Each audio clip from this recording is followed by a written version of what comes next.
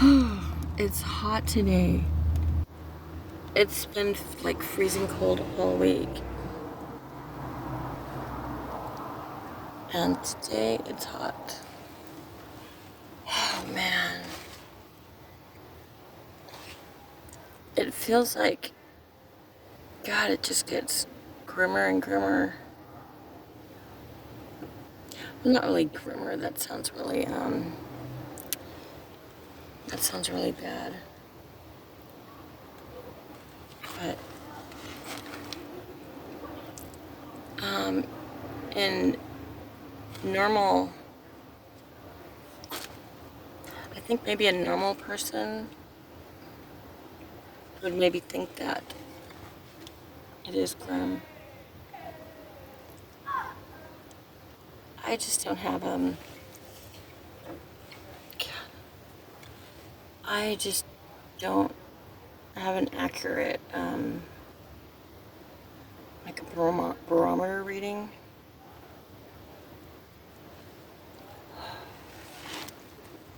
Clearly, I need help.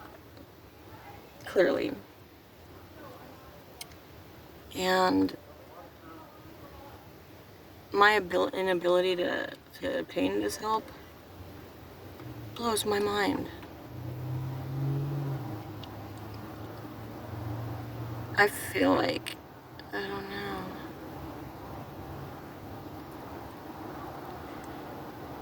You know, it's my problem.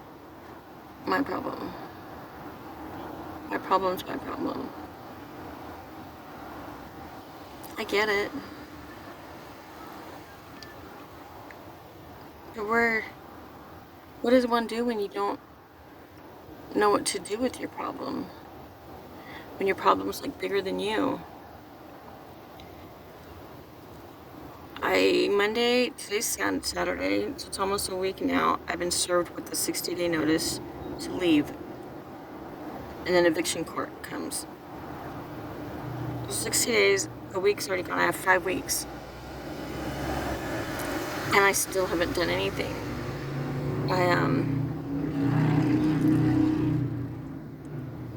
After I spoke to my lawyer, being told that there's nothing that I can do, you know, that brings me a lot of peace and acceptance. It saves a lot of time. It was valuable information because if I didn't have that, I'd still be reaching for straws, you know, like just like a mechanic trying to figure out what's wrong with the car. I would search any angle I could to prove my case, which I thought I had. But it's a no-go.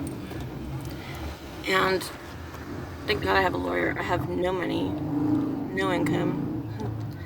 Thank God I have my food stamps. And then Arthur's been helping me out with gas and you know, like daily needs.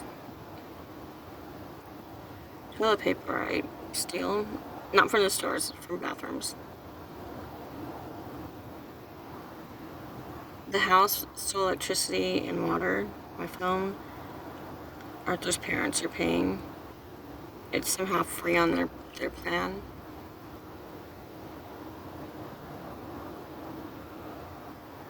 And dog food. Arthur's been getting dog food for sure.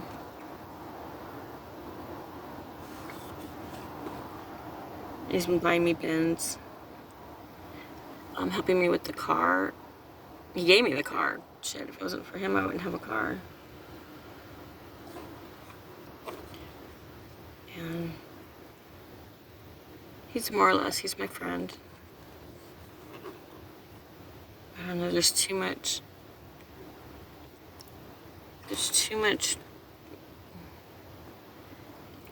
Guys, painful history.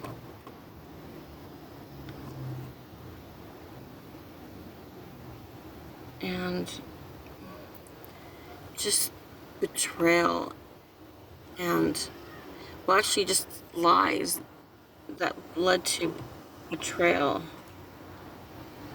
When everything just, oh my God.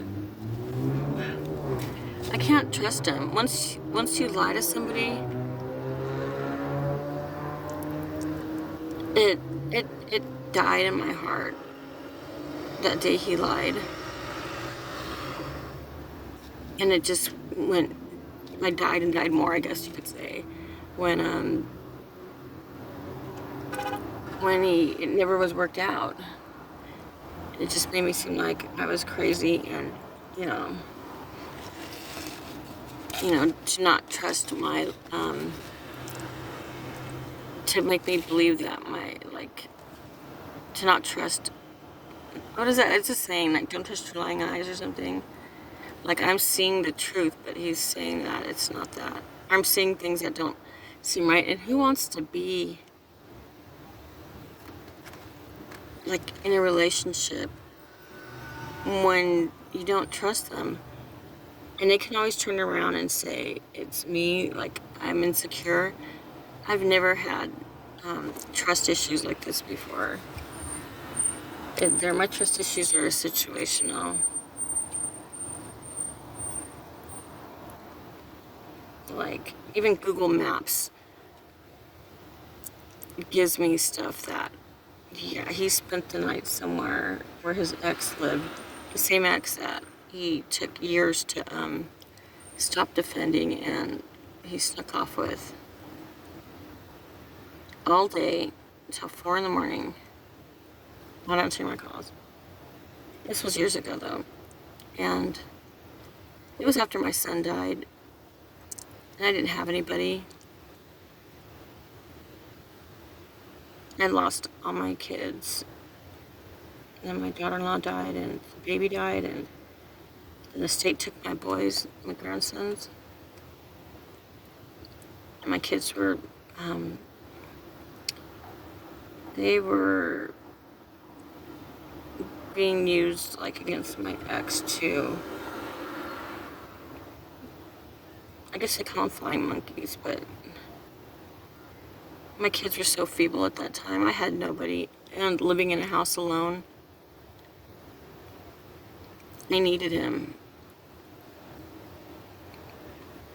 I would have went crazy by myself. Yeah, I would have been. I was already in a 5150, medicated for it, and a second attempt. In my whole life, I believe I had 4 attempts. So, being alone was a terrifying option. I thought I had friends, but there was nobody in my life I trusted. Before Arthur, I had reconnected with an old boyfriend who has always been like the love of my life. And I think back, why can I not, why do I think of him that way? And it comes down to just that he accepted me, and he loved me. He saw me as I was, like, he really saw me, and he just liked me and encouraged me and supported me and believed in me, protected me. He'd do anything for me, except tell me that he had a girlfriend, a live-in one, for 10 years, and we reconnected after I kicked my husband out. I'm like probably going everywhere with this. If you're not familiar with, if you've never come here before, oh my gosh, I'm Kimberly. This is my channel, Kimberly's Perceived Life. What an accurate title, because my perception of life is blurred. And you know, when you're in so deep, you don't see the bigger picture. That's me in future planning. I guess I used to do it. I don't even know anymore. I don't even know the real me. I don't know me now, the past me, what's real. Well, I guess I kind of know what's real.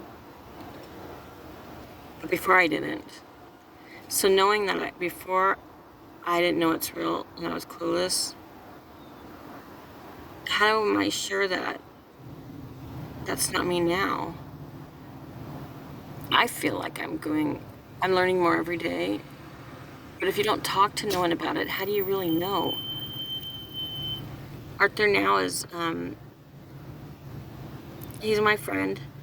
Sometimes he acts like he likes me, and sometimes, no, he's back to the same.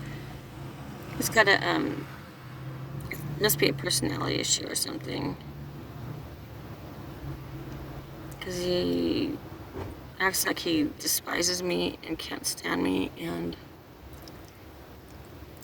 is mean and cruel to me when I'm like dealing with a lot of pain, and mean and cruel to me, but so kind and so caring and so interested when it comes to people he doesn't even know. Oh, and don't get me started about like having empathy for like Paris Hilton. Like, oh, she's had such a terrible childhood. Oh, that infuriated me. For one, I don't like to be compared, except to who I was yesterday. But what does, I don't know, it's comparing, so I don't care to compare. But I'm dealing with stuff present today. Not a long time ago, although, you know, stuff did happen a long time ago, but that was why I have my issues today. And there's no compassion. He actually makes me feel much worse about myself. All the limitations he has for himself, it's like he puts them on me and wants me to go by his rules of his life when it doesn't apply to me, or at least it shouldn't. I'm trying to discover who I am and live my life, you know, healthy, to get healthy and not have to deal with toxic people and situations. So when he tells me, treats me like I'm stupid and has to repeat the obvious over and over again and stands over me and just like he doesn't treat me like an equal. He barks orders at me. Tells me how to do things, and it's always his way. And I get it, you know, we all have our own way, and we believe it's the right way. That's why it's our way. But other people have their own ways too, and that should be okay. It is okay. It's not okay to make someone else feel like bad for their whatever reasons. It stunts your growth. So I override him, but then I get, it makes me seem like the asshole. At least to him, you know, it shouldn't matter what he thinks, okay? He thinks I'm an asshole, and it doesn't matter because I think he's being an asshole. Okay, I get that now. And he doesn't understand what I'm saying, and he has an ability to understand. And if he ever understands, it's only during that conversation, and he'll be right back to the same how he was. He doesn't have any empathy. Since I met him, it's always been a mystery if he even cares. And that should be strange. And I'm conforming. I realized too that I don't have like my own identity or something. Like in a relationship, I lean to the man being in charge and following his lead and building on his decisions and supporting it and implementing it. And if there's anything wrong,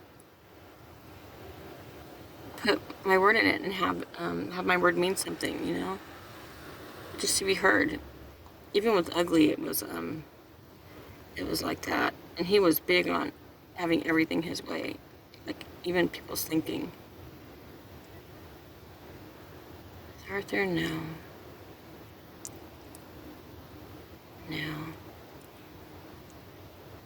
And I've been scared, I've been terrified and heartbroken and just shattered by a lot of the treatment that I've done with Arthur. And it's so weird because he's so sweet and so calm and so quiet and so friendly, and no one will ever say a bad word about him, ever.